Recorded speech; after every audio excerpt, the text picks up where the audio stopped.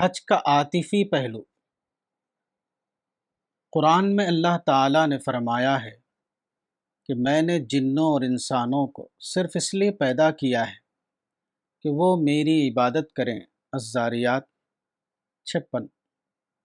اس سے معلوم ہوتا ہے کہ اللہ کی عبادت کا جذبہ انسان کے اندر تخلیقی طور پر شامل ہے۔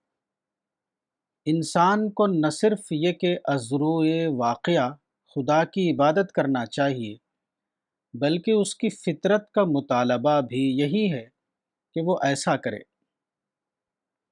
خدا کی عبادت خود انسان کی اپنی فطرت ہے۔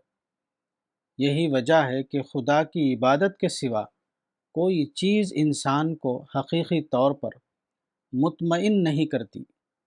الا بذکر اللہ تطمئن القلوب، سن لو کہ اللہ کی یاد ہی سے دلوں کو اطمینان حاصل ہوتا ہے۔ جس طرح ایک چھوٹا بچہ عین اپنے اندرونی جذبے کے تحت مجبور ہے کہ وہ اپنی ماں کی طرف لپکے، اسی طرح انسان عین اپنی اندرونی پکار کی بنا پر مجبور ہے کہ وہ خدا کی طرف دوڑے۔ انسان اپنی اندرونی شخصیت کو بدل نہیں سکتا، اس لیے وہ خدا کو بھی اپنے دل و دماغ سے نکال نہیں سکتا۔